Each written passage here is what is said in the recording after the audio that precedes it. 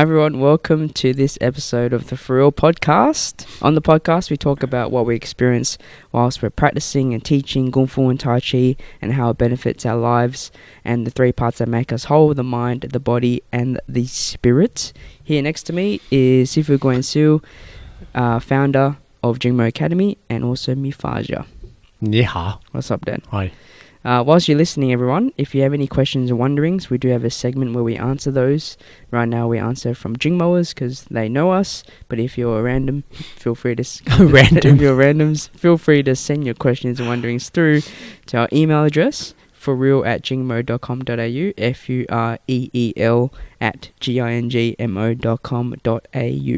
FuReel@gingmo.com.au. That's intro. I rolled the.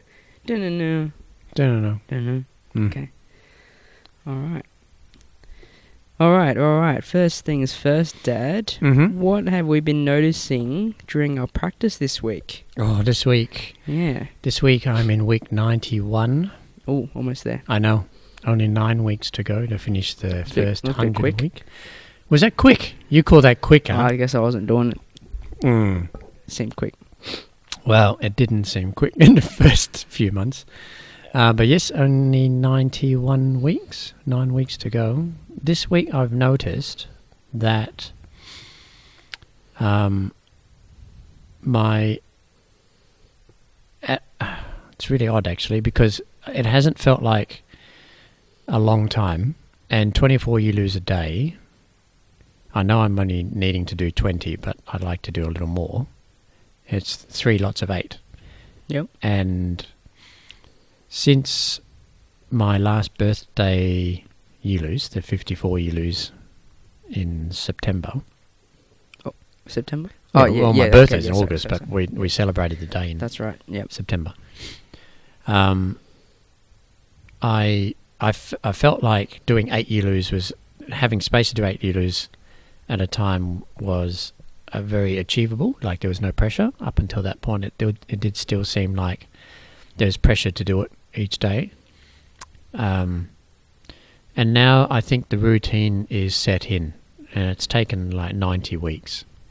It feels like with my current lifestyle, you know, what we do during the days and classes we have and stuff like that, and with your brother and sister, school life and daycare and whatnot, it all seems like it works now. So there's a routine and there's no pressure. Yep. So it seems a little easier now than before, but that's about all I'm noticing. I want my body to hurt some more. I don't know why. It doesn't seem to hurt as much as it did before. I can't remember which podcast it was. I was saying that my body really hurt, and it didn't seem that long ago. Yeah. It was quite recent. Then my quad really, really hurt. But now it's kind of, it's just there. It's easy work now. No, it's not easy work. I wonder whether I just maybe I need to move it up a notch. I don't know. Yeah. You know, the intensity of the training. Don't know. Yeah. But it's, the routine's there. Okay. The biggest noticing for me is that this week and last week, there was a definite routine space. Yep. Right. Yep. Cool. What about you? I don't know.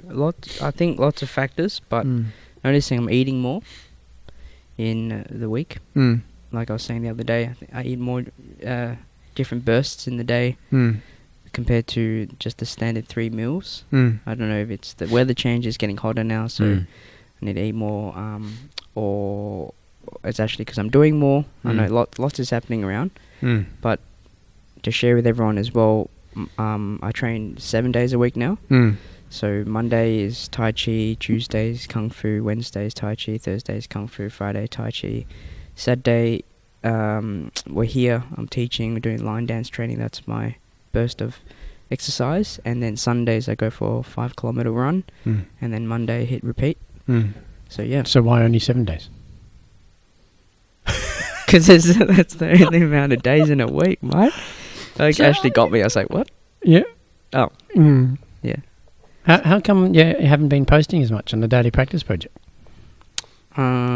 I don't know, actually. Hey. I don't know. Mm. Don't know. Mm. But yeah, I've noticed diet.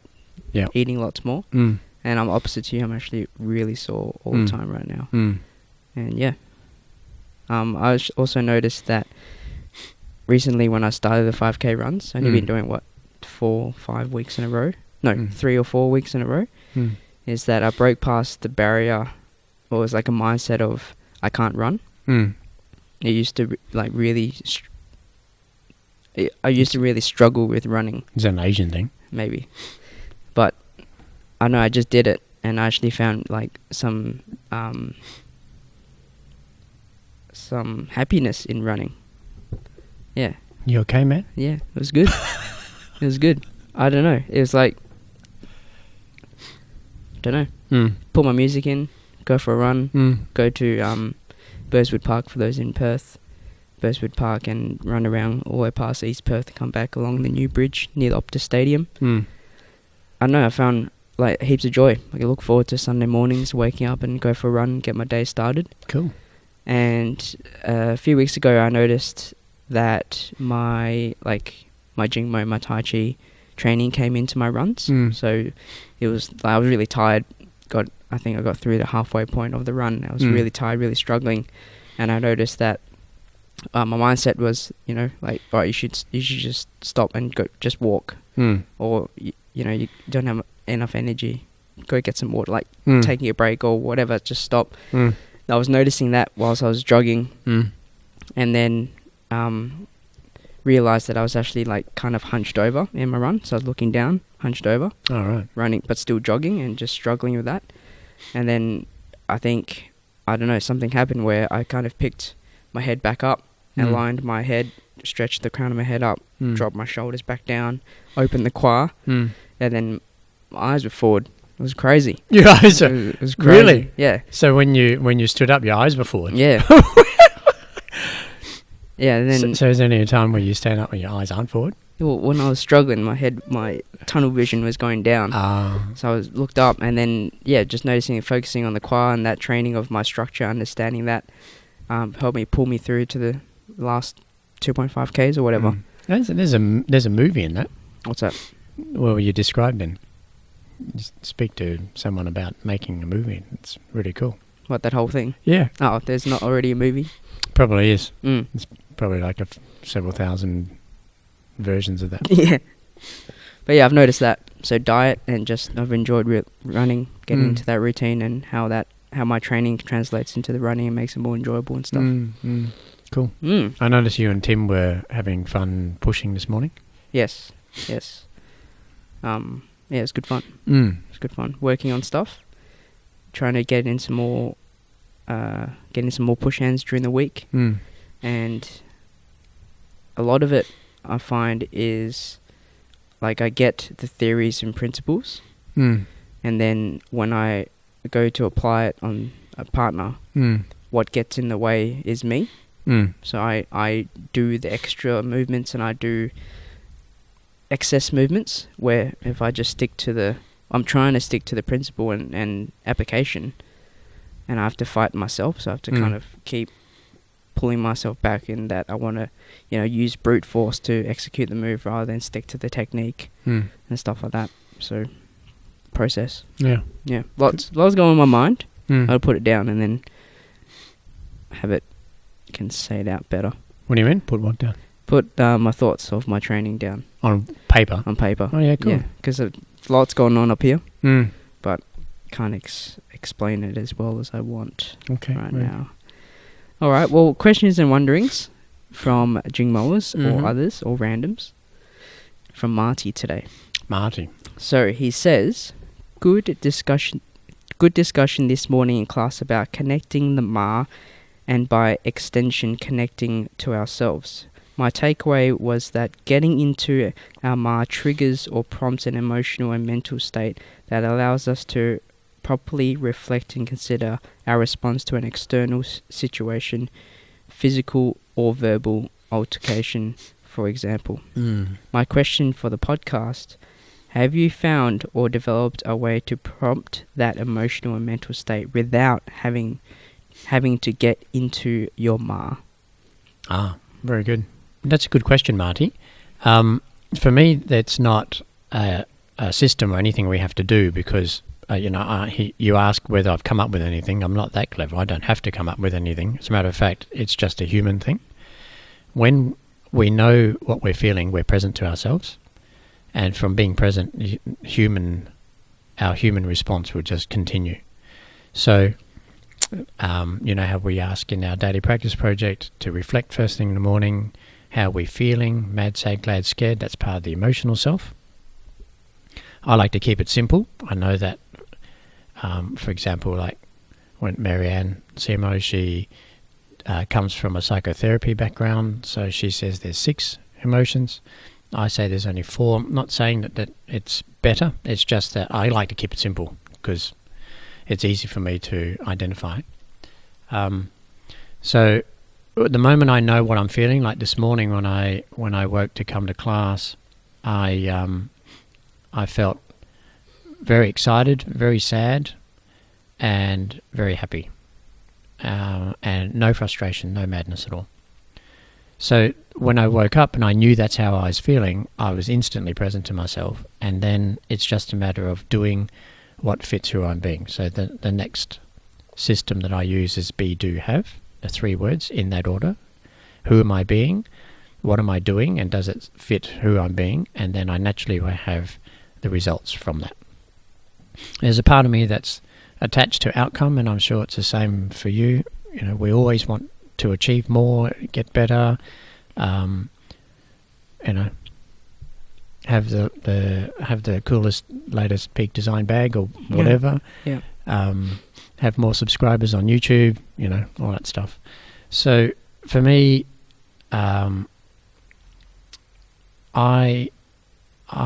it takes quite an effort to let go of outcomes. Like this weekend, we've got Tai Chi Day, and I think I shared with you earlier in the week that I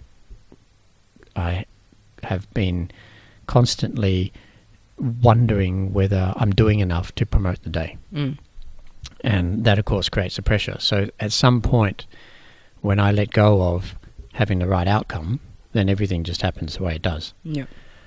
And the last Tai Chi Day we had over 50 people here, and I let go. I just went hands up. I've done everything I can.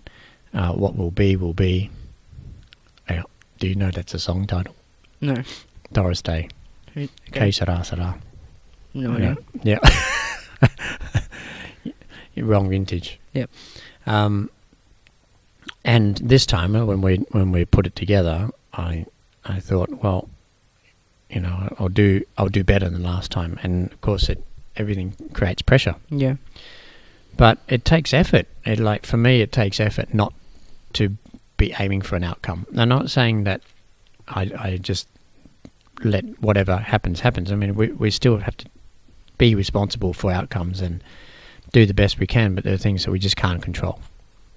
So I have to let go of those. And that's the be, do, have. Am I doing who I'm being, basically? Yeah. So to answer Marty, really it's, Marty, there's no system. It's like if I thought there was a system to stay connected other than standing in your ma, then I think I'd be lying to you, because there's no system. It's a net result. If we practice enough, practice being present enough, eventually it becomes normal. And when we're present and reflective, then we're learning on the go all the time. Yeah. So it's not like we have to have the answers. I'm constantly learning on the go. And it doesn't mean I don't know enough. It just means that I'm human. And I will make mistakes. And I'm constantly evolving. So to help me along the way, what I do is I practice being present to myself. And part of my practicing to being present to myself is my daily practice. At the moment, doing my 24 yilos a day. Yeah. Well, I guess coming from a coming from a lifestyle that isn't reflective, Maybe Marty, who has before Jingmo, maybe hasn't thought about reflecting before, so maybe is searching for that. But I think there is a system in that practice is the system. Oh, yeah. You know? So I was going to say that to answer Marty's question, I think it's in all areas of our practice. As you know, with the daily practice project, Marty, it's that we check in with how we're feeling, then we do the actions, and then we reflect on that as well. And all of that is the reflection. And once you do enough, that's why the daily practice is so important, is that because then every day you're practicing for yourself. And I think once you get past the point of learning all the new stuff, and once you know, like your body knows it, I know for myself, I use my practice, my weapon drills, my hand drills, my yilu, to stay connected. Not just the ma, because the ma is all part of it. But I use that, 10 drills, 20 drills, not to just practice my skills, but to stay present. Because, like, for me, some days I'm just not feeling it, whatever that may be. And I go and do practice intentionally just to get back into my body. And then I'm reflecting on how I'm feeling and how that changes. I guess that goes back to my running. I feel so great after running. It's we all know that exercise brings out good endorphins and stuff like that. And running for me right now is just... It's good for you. Yeah, it's good for me. It's just, I feel so good afterwards. And the challenges during, like I start, I feel good. Then in the mid, like it's a consistent, every week happens. I start, I feel good. And then when I get tired, I don't feel good. I struggle and I want to give up and all that stuff. And then towards the end, that last sprint, I get to the end and I did it. And it feels great. Physically, but mentally I think I've given time to myself. Like no one else is there with me. I'm running by myself. Emotionally, I'm feeling great. I thought you started running with Lily. No, she's not coming with us. Oh, yeah. Well, Mum's there, but she walks, so I just go past and wait for her at the end. Because she wants to walk. But yeah, it's just me. But then emotionally afterwards, it's so fun. Like, I feel so great. And then I think that in reflecting on that exercise, that's being prompt that emotional and mental state through the physical exercise. I don't know if I'm going around the bush here, but...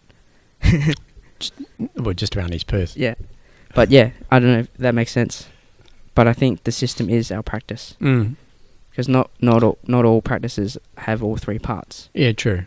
But I think what Marty's asking probably is, or what it sounds like, is that how do I do this outside of practice? Yeah. Have you developed? Yeah. Have I developed another trigger? Yeah. Well, it's just doing more practice. It's more practice. Yeah, it is actually. It's more practice. Yeah. I think if we relied on a system, a trigger, or something like that outside of practice, it might be that we're not present again. Yeah. Like we're following instructions. Yeah. From something or someone, and then we're not ourselves. No. So I think the practice, like you said, is what kind of develops the thickness, the ability to be familiar. Just be familiar with the feeling. Yeah.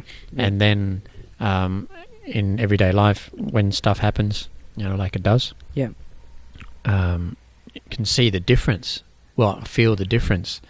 Like when you're feeling good, when you're feeling connected, to something happens, right? It could be an email, it could be someone being confrontational, it could be something happening at home, it could be relationships, and whatever it happens to be, and you suddenly go, oh, shit, I don't feel the same. I don't feel connected. What is that? And then you're able to call on daily practice as a mechanism to support.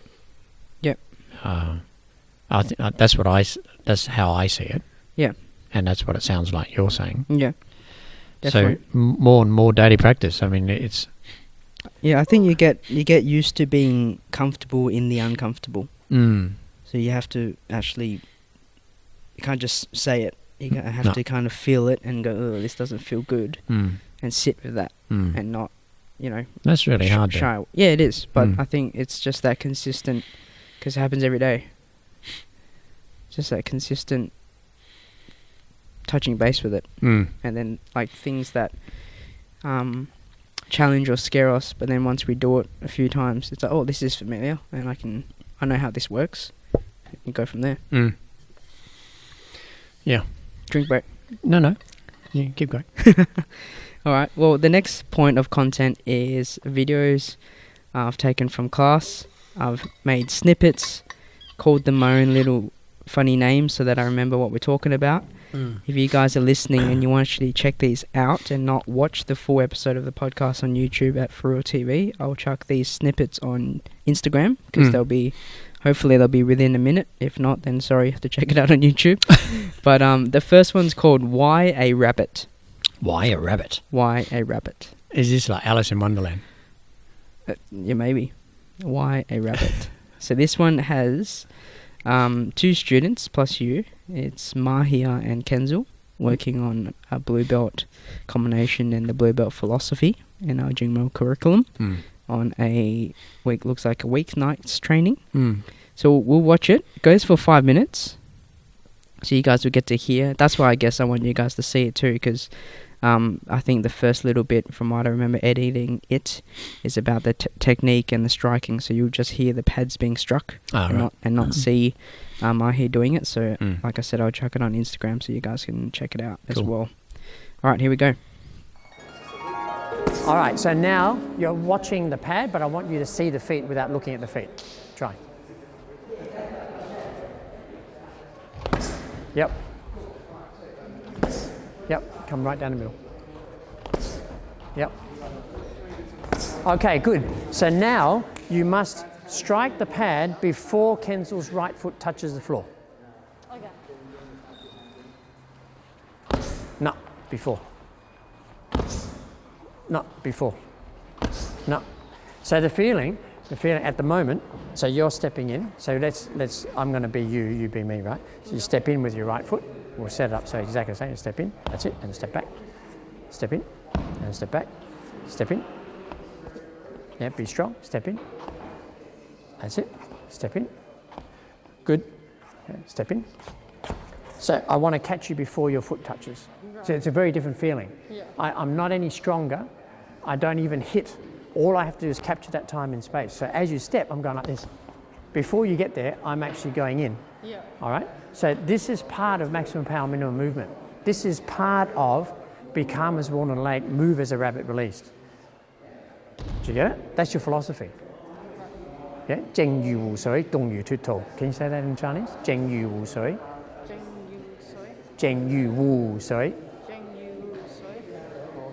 正如湖水，正湖水 yeah 動如脫兔 yeah so 靜 means be calm. So when we 靜啲嚟 we say in Cantonese means calm down, everything's all right, okay? 靜如 means to be like, okay?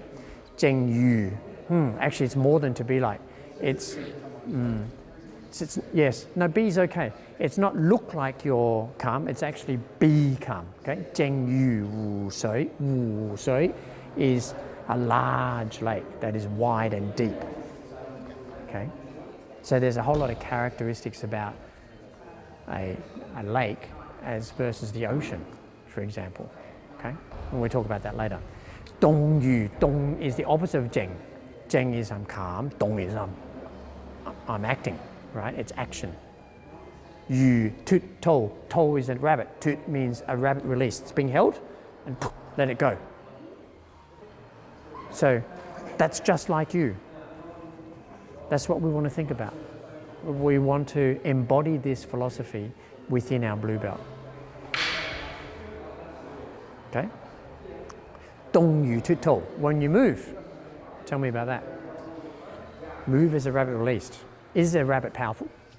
Like, by comparison to other animals? No. Is it fierce? Is it deadly? So, a rabbit, why a rabbit? Why does this philosophy talk about a rabbit? It's a fighting philosophy. Why is it not a tiger or leopard or bear or crocodile or rhinoceros. What is it about the rabbit? Describe the characteristics. Yes? Sudden movements. Sudden movements, yeah. Very good. He knows where he's going. Yes, he knows where he's going. Yeah. Yeah. Is he predictable? No. Unpredictable.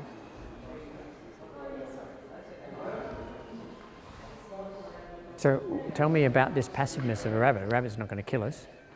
It's not a deadly animal. It's not poisonous.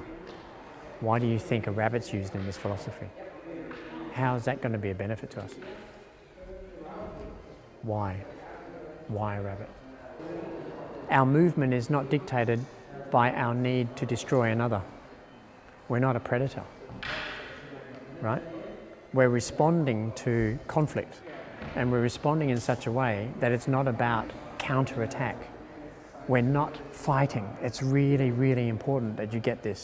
That as you're doing your technique, you're not trying to hurt someone, you're not trying to harm somebody, you're trying to embody and express a principle. Now, when you can do that, it actually means there's logic involved. When we use logic, then we can tap into compassion and empathy. When we don't use logic and it's about survival, there is no compassion and empathy, there is only survival. So we will harm another in order to survive. We don't need to do that, right? The whole part of this journey in the intermediate level, blue belt, purple belt, brown belt, is to learn how not to respond from violence. How do we stay present to ourselves and be able to deal with this conflict without using violence? That's why it's a rabbit. Got it? All right, so now you need to be able to deliver your poxal to Kensal before his right foot touches the ground, but not hit him any harder than when you were before. You've got to do exactly the same pop. It's a timing thing. Okay, let's give it a go. Okay, so I called that Why Rabbit. So Why the rabbit? why a rabbit? A rabbit. Okay. Like you said in the video. So, embodying a principle instead of thinking about harming another. That's what you said as well. What comes to mind again when you rewatch that video of yourself teaching? The blue belts. The blue belts. The blue belts. Well, first of all, sorry, Mahi, you're actually a purple belt. I'm not colourblind. I can tell the I'm difference between blue. It's me. Between blue and purple. I'm colourblind. You can see red, but you can't see green. No, I can see all colours. Oh, okay. You don't understand. You don't understand me. Man, back on track. Okay, Why so- rabbit? Why a rabbit? Well, I wasn't the one to come up with the philosophy. Philosophy's created by men and women a long, long time ago. This one was, look, I don't know what the origin. I don't know who originally spoke this, but it's been contextualized into our Kung Fu. 正如湖水，動如脫兔. So 正如湖水 means to be calm as water in a lake. 動如脫兔, move like a rabbit released. And my question to Kensal and Mahi was, why do they think it's a rabbit? And why not a tiger or leopard or, what did I say, bear? Crocodile. And crocodile. I don't know why I said crocodile. That's not a Chinese animal. But why not a predator animal? Yeah. And we only have our own interpretation, Yeah. and that's the good thing about philosophy, is that it triggers thought. Mm. No one's really right, no one's really wrong. It's just interpretation of the trigger. Mm. So, being move as a rabbit released. One of the things for me that's really clear is that my practice is about protecting myself whilst not harming another. That's really clear to me. So it makes perfect sense all those decades ago that a rabbit was put in place in this philosophy. And when this philosophy was chosen, and I remember the time, it was must have been late 1980s. Can't say 86? it. 86? No, it wasn't. It was after 86. It was about 89, maybe 1990. All those decades ago when this philosophy was put in place, I remember I really liked this philosophy and said, yeah, this one fits here in Blue Belt, right? Because that's up until that stage there were no specific philosophies for each belt level. Okay. And Dai Sihing Graham and Yi Sihing Bill, Sam Sihing David, they're all members of the upset with me, and we sat at a table with myself and your and I said we need philosophies. We need to be able to like lay a foundation for each belt level, and the philosophy has to reflect that. Yeah. And then we add all the doing stuff. So it's the be, do, have. And I didn't know back then that's what I was aiming for. But I said the first thing is we've got to have a theme for why we're practicing. So that's the be. Yep. And in this case, be calm as water and lake. It actually, the words are in the English translation. And move like a rabbit released. There's no attack. Yep. So it's the first philosophy in the system that talks about a state of being that isn't about self-defense. It's not about hitting someone. It's not about attacking. It's not about defending. It's not about countering. Nothing. It's just being. Be calm so that you can move like a rabbit released. And for me, it worked because a rabbit is not a predator. Yep. But it's very clever. It seems unpredictable to me, and I have a unique experience in that when I was a kid, my dad and my uncle, who you've never met before, Okay. used to go shooting kangaroos in Queensland. Okay. It was when they were deemed vermin, and there was you got a license and you went on farmers' land, and they wanted X amount culled. Oh. Yeah, I know, it's a very different world. But anyway, on 2 occasions, Dad had caught me a pet rabbit. Crazy thought, because it's a wild animal.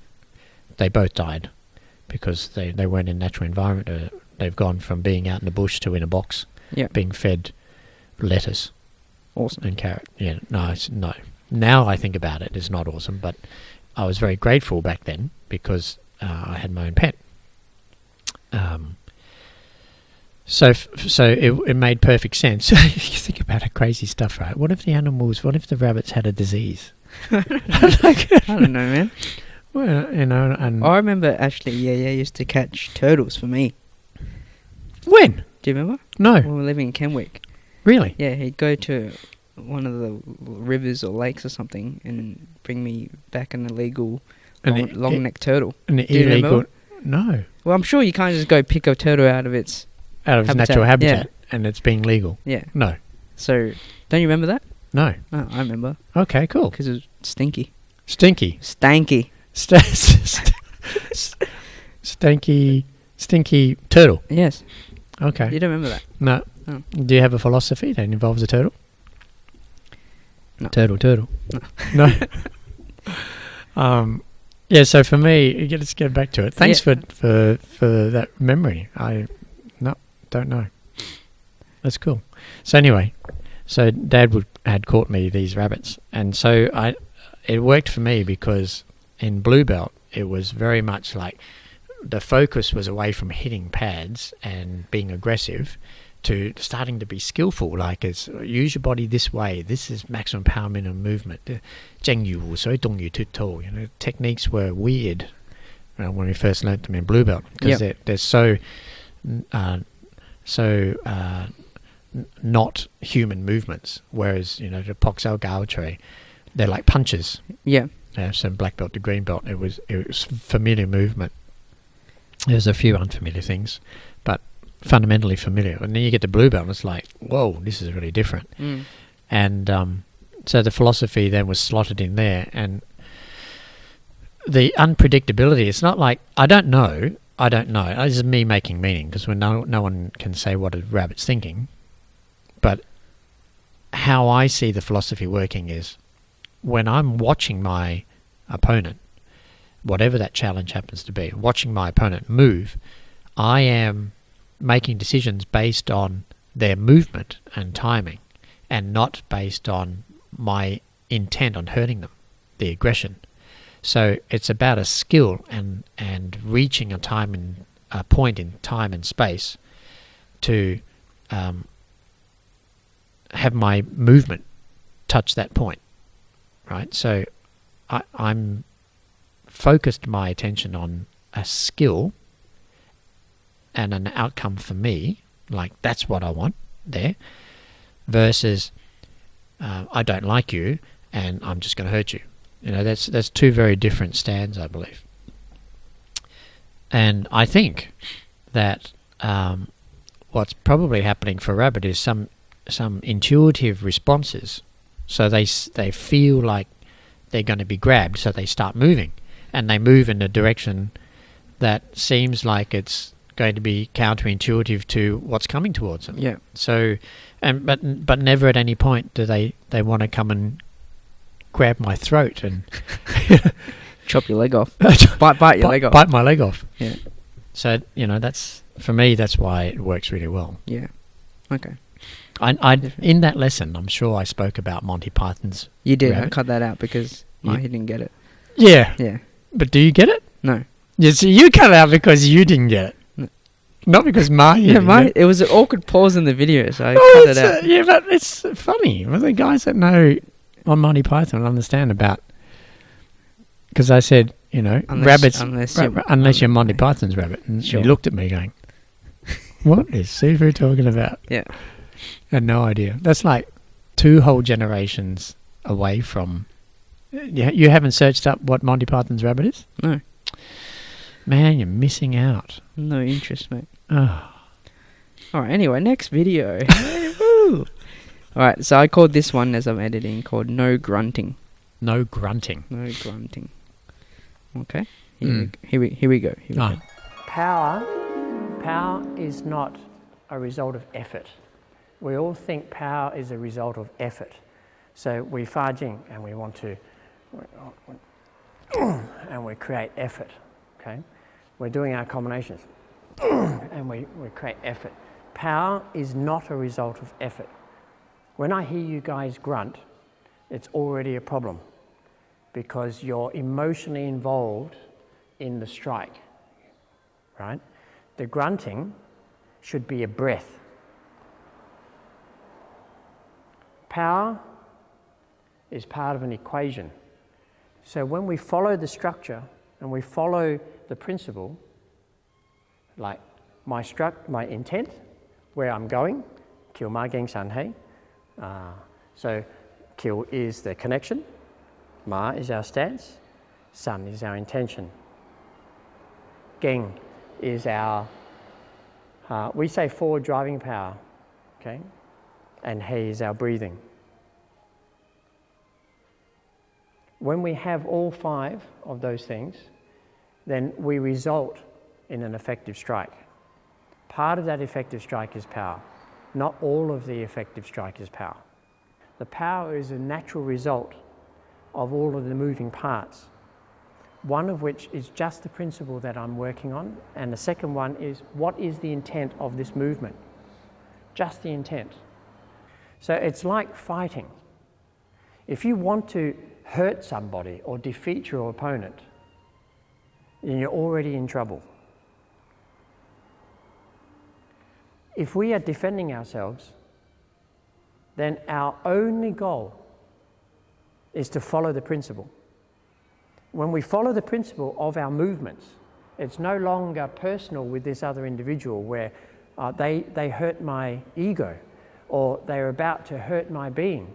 So I'm going to now, because they did that, I'm going to hurt them back. So it's the tit for tat thing. There's no space for anything else. If we keep our mind on the logic of what's happening, then we've got everything left to connect with our compassion and our reasoning. If we attach ourselves to our fear, then we've got nothing left for anything else except survival. So the grunting should not be, and you've got to watch yourself, right? Reflect on this. If the grunting is about effort and power, you're heading in the wrong direction. It should just be an expression of the body's function. When I breathe out, not that. That's two different things. Okay, does that make more sense now? Cool, let's go. All right, so that was no grunting. Mm. We're talking about the expression of breathing, Kumar Gang San Hei, instead of what I made. I was there. What I made of it was kind of holding everything in and feeling like I'm powerful, but instead letting it go, be part of what I'm trying to do. Like you just said about why the rabbit. It's the intent of the movement. What else? What comes to mind when you rewatch that? Well, at that moment, I couldn't recall Newton's law, but Newton's law of force, because in fighting sense we talk about power. Yeah. But in the physics sense, that then resembles force. So Newton's law is force is a result of mass times acceleration. So you have a larger mass accelerating faster, you end up with more force. What happens when we get emotionally affected is that we interrupt that equation. So if I want to be as forceful, have my maximum delivery of power, then I have to just allow the physics to happen, right? Now, every time I grunt, and in the sense of what we saw in the video, what the grunting was a holding back of, or the interruption of that particular equation. So how do we not hold back? Because it's like we're our own worst enemy. We want to do better, and in wanting to do better, we do less, we do worse. We don't do better because I get emotionally involved in this particular strike.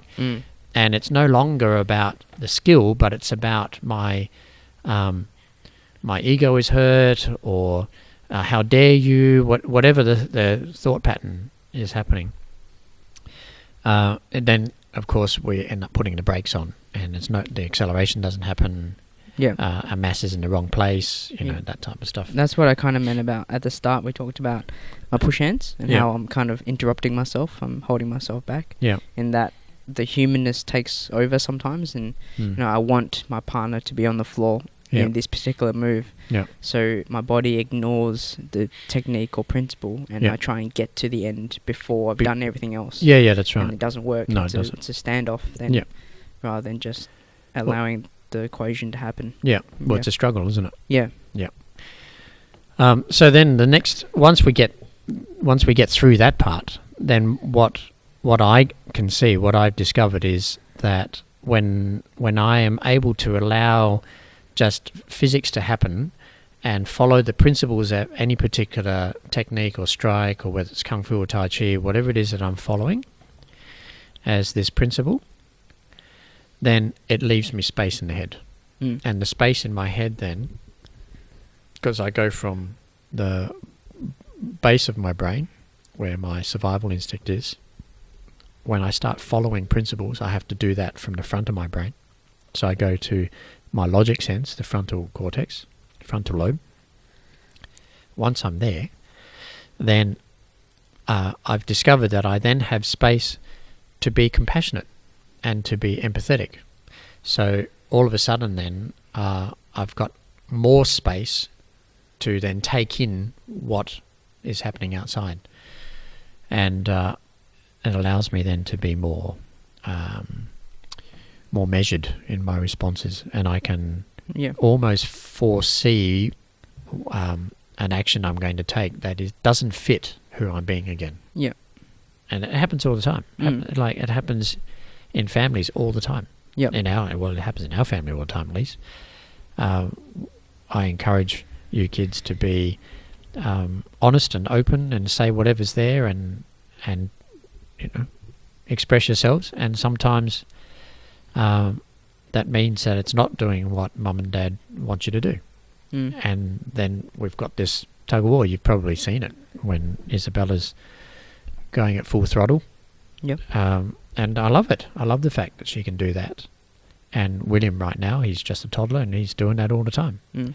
So I get a chance to be able to watch myself like several times a day, every day, as I get triggered by this stuff that's happening. And it's no different between adult to adult as it is to adult to child. Yep. No different, because my responses are just human responses.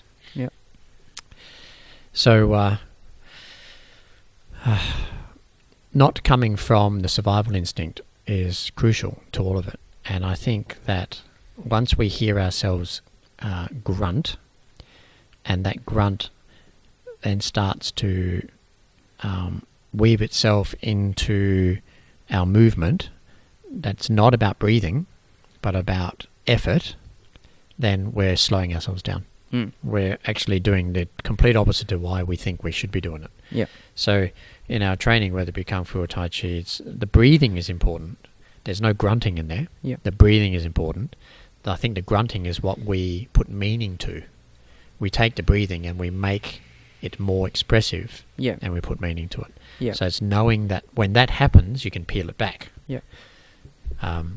But just keep using like all of that freeway until the point starts to bottleneck. And the bottleneck is when The merge. Perth can't do very well. Yeah. The bottleneck is, the first sign of the bottleneck is when we try to manipulate stuff outside of the principles. Yeah. When we want to take control of Newton's law, for example, Yeah. it's that's where the bottleneck happens. Mm. Okay. Mm. Very good. Well, third and last video content. Yeah. Like I said, I'll post these on our Instagram at FuReel Official for you guys to see just this snippet if you're interested. And I can see And you too. can't hear. And you can't see what's going on at the moment. But you can hear lots of it, so that's good. What do you mean can't see? They can see if they're watching the. If they're watching, but if you're they're listening. listening. Oh, yeah. All right, next one. Mm-hmm. Yeah, trying to work it out. Yeah, one of the things that I discovered also is that if I miss a piece, not to go back to the beginning to see if I can remember it, just skip it and go to the next piece I remember. So you end up having two pieces and then you have a gap in the middle, right? So you're never missing out on repeating the things that you do know. And then what you can do is you can find myself or one of the other instructors and say, I'm missing this gap, right? And then we can piece the two together for you, and then it becomes one track. I know the feeling of, I don't know it, so I'm not going to go any further until I work this out and go back to the beginning. But often what I hear is that comes with a very mean undertone, like you don't deserve to go any further, so I'm going to hold you back until you can. And that's like an undertone that probably you might recognise from school. Like if you don't get this, you don't get that type of thing, and you can't do the next bit. But in actual fact, if we look at it from a Tai Chi principle of turn every push into a pull, if I go forward, it actually encourages me to figure out what that last piece was. So it's encouraging to go past that point because I feel that I've got something that I want to collect, rather than it's discouraging because it's now punishment that I can't go any further. Do you get it? It's like, when you do something wrong at school, you got to do 20 push-ups. Like, why would you punish a child with something that's good for them? Right? So that association thing. So my suggestion is when you miss a piece, it's good in class because you can figure out from someone else. But when you're at home by yourself, if you miss a piece, just miss it, go forward until you recognise the next piece and just keep building it. Okay? All right, so I called that one building piece by piece. Also re-watching that one, what do you want to add or expand on with that video? I can relate to what Ashwita was saying, that because she's only just started learning. I couldn't actually hear what she said because she's so far away from you and the microphone. Yeah. Well, her thing was that she would stop when she got to a part where she can't remember, and then not go past it to practice the things she does remember. So there's a gap in between. Okay. And that gap is what stopped her. So then she started to forget what was happening back here as well. And I said, well, I got that too when I first started learning practical method, that it was almost like if I don't know this part, then it's not worth, I don't deserve to practice the other bits. And that that punishment was really inhibiting my, it's not very kind. Basically, it's not very kind. So what I encourage to look at is the possibility of, well, I know part 1, I know part 3, 4, 5, and 7, but I've forgotten part 2 and I've forgotten part 5. So just leave those out. Do everything, and then when she comes to class or she has an opportunity to ask one of our team, then she can get those 2 pieces. And what that is that's supportive. That's more of a coming from a loving stand rather than a fear base. Yep. Of if you don't know it, you don't deserve to know it type thing. And for me, that really helped because it encouraged me to practice more rather than discourage me. Yep. Because I hear lots of people also say, look, I don't know it well enough to practice at home, and I don't want to embed bad mistakes. Yeah. Well, for me, that all the time. It's not. I don't see that as being true. Yeah. Like, yes, we all make mistakes. I'm still making mistakes. Yeah. We're always evolving, growing, and improving our skills. Yeah. There's no such thing as perfect because we're human. Yeah. So let's just practice. Yeah. As simple as that. Yeah, I was just going to say there's that big thing with getting it right, getting it perfect before you get to the next section. Yeah. Where, it really does limits me. Yeah, it's very because limiting. then, we all know that there is no such thing as perfect. So no. When are you ever going to get there then? Yeah. Well, the thing though I think to acknowledge is that for each of us there's unsolved mysteries in all of that stuff. Yeah. Like there's a reason why we don't go further than where we know, and there's a reason why we have the logic that's in place. And I encourage everybody to investigate, right, and find support around that. Talk to friends, talk to family, talk to professionals if they need to try to work out what is that underlying story that keeps holding us back. Yeah. And keeps replaying the same story. So it's like same story, different people, different time, same story. And we get tired of that stuff. But it takes courage and action to actually shift it, right? So, everything is, I see is everything, at least in my life, my experience, it's the same pattern, just whether it's bigger or smaller. Yep. In what part of my life, but it's actually the same pattern. So when you sort out the pattern, everything flows. Yep. Great. I just took a look at the screen. Yes. I had put down two quotes today. Yeah. That I thought kind of relates to practice. And just that we're on this topic now. The first quote was... You didn't show me these quotes, No. The first quotes is, mistakes are proof that you're trying.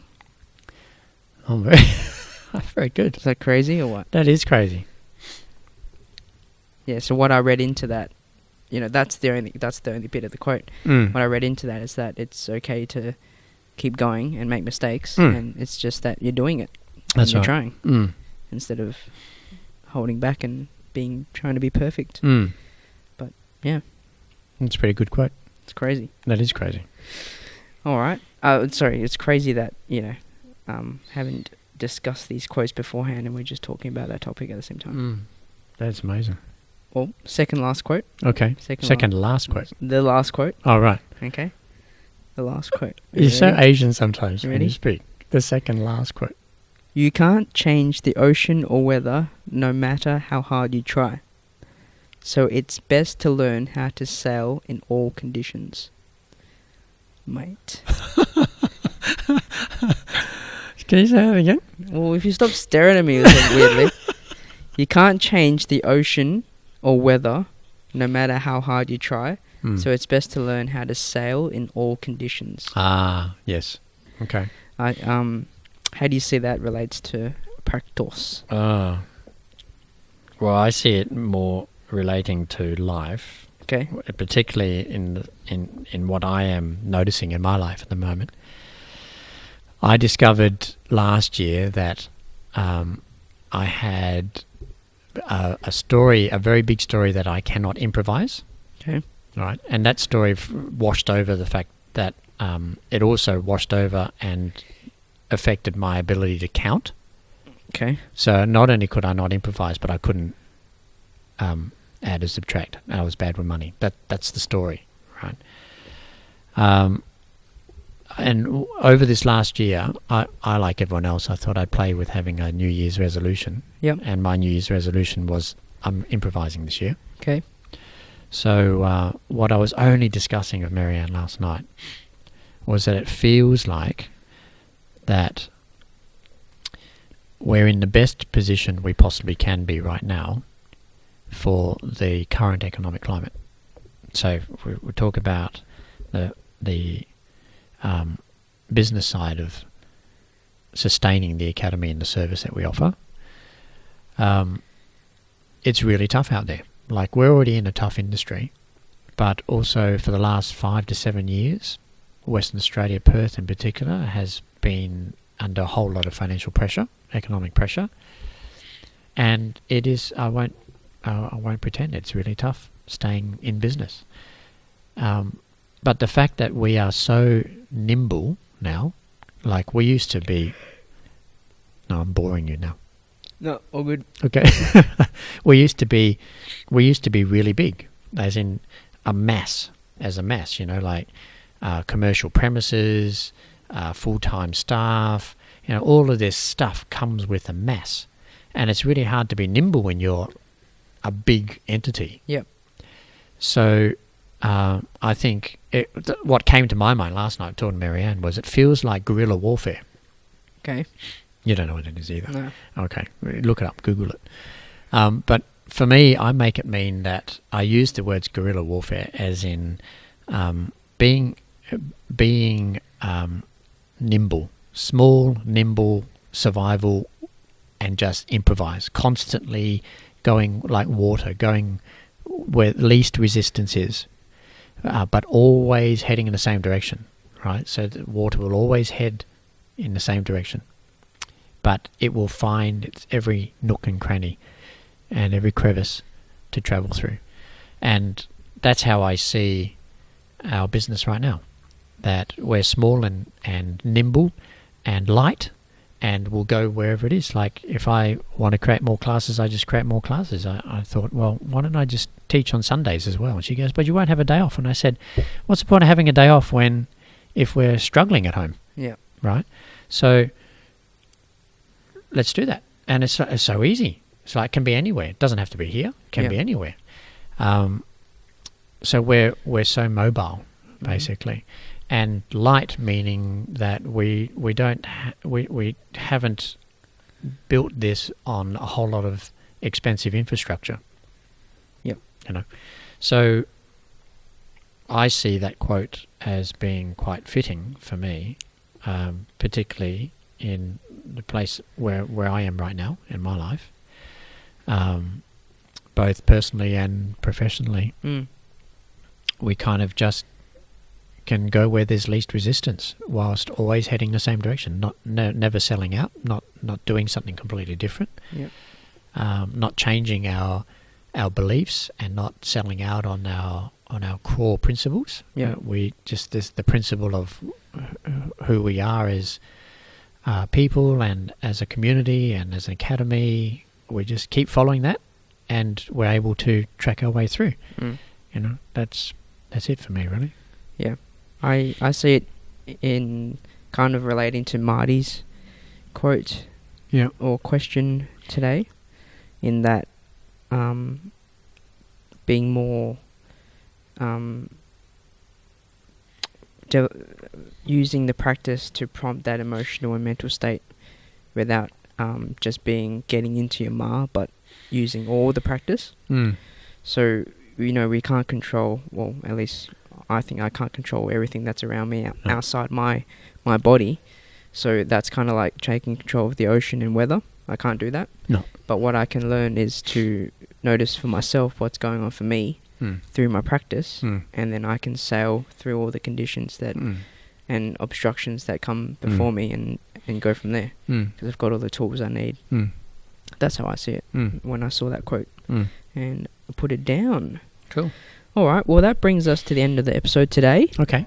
Does any before we sign off, do you have any final words for the peeps listening? What's that? Yes, I do. What's that? Tai Chi Day on Sunday. They won't. Oh. This will be out next week. Tai Chi Day will be over. Oh. I hope you enjoyed yourself on Tai Chi Day on Sunday. Last Sunday? Yeah. No, I don't have anything. You do that every time. Do you have any final words? No. Well, no. Yeah. No. No, I don't have anything. Okay then. No, Alright. nothing. So, you peeps watching and listening, you can check out some more FuReel content on Instagram and on YouTube. Instagram is FuReel Official and YouTube is FuReel TV. Once again, whilst you're listening towards the end here, if you have any questions and wonderings, you can send it through to our email address, FuReel@jingmo.com.au, FuReel@GINGMO.com.au.